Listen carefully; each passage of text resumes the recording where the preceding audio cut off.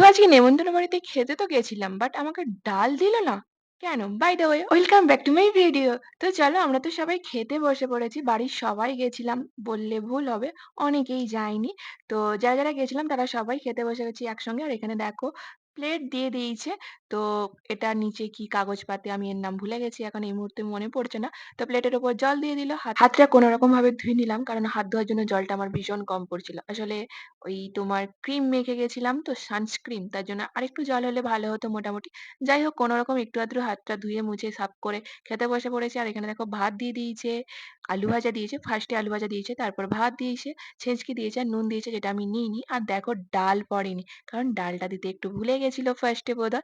তারপরে কখন যে ডাল দিয়ে গেছে আমি বুঝতেই পারিনি। কারণ আমি সেখানে গল্প করছিলাম। পাশেই বসেছিল জেঠিমা আর মা। তো জেঠিমাদের সাথে গল্প করছিলাম ওখানে।